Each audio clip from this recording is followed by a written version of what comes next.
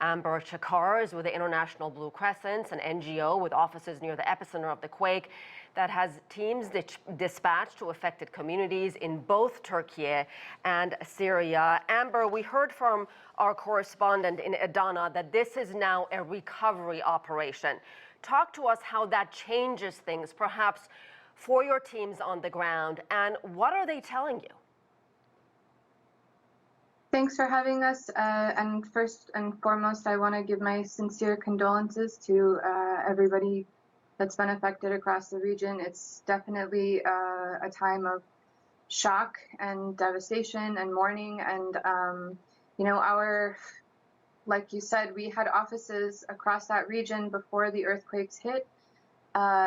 We have an office and community center in Kilis, in Gaziantep, Şanlıurfa, Hatay.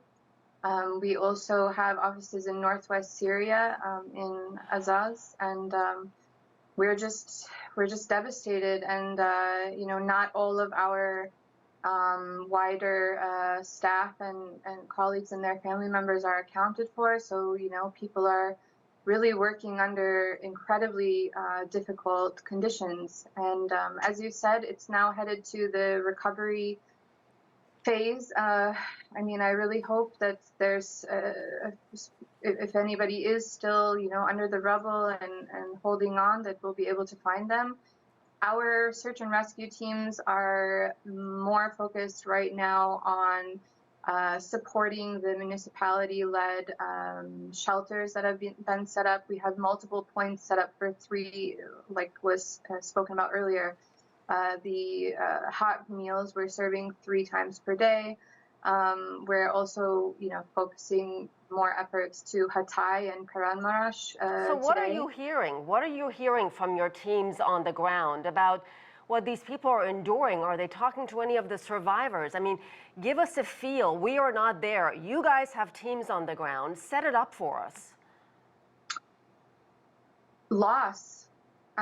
What can I say? People are devastated and angry and sad, and there's unfortunately there is some looting happening on the ground, but it's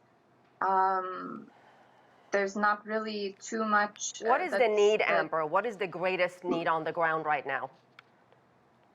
Depends which area, which city. Gaziantep, Hatay.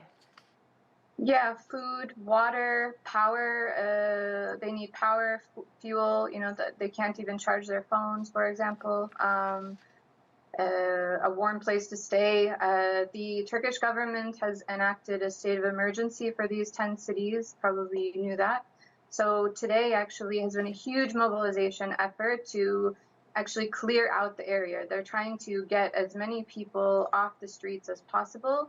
So they have designated other cities outside of the earthquake zone in the region to start transporting people who have been left homeless in the cold to these other cities. So, for example, for our citizens living in Gaziantep, they are being transported to Izmir, I believe, and so on and so forth. So today has been a huge mobilization effort in terms of movement of people that are not able to fit into the shelters that have been built or set up, I should say, in the affected provinces. So ultimately, I believe that they are just trying to clear everybody out as quickly as possible so that they can actually do some serious cleanup from the rubble and start trying to assess fully the situation and start rebuilding. Yeah, the needs are absolutely enormous, and we wish you and your team the best of luck in helping millions who need it right now. Amber Cakar, thank you very much. Thank you so much.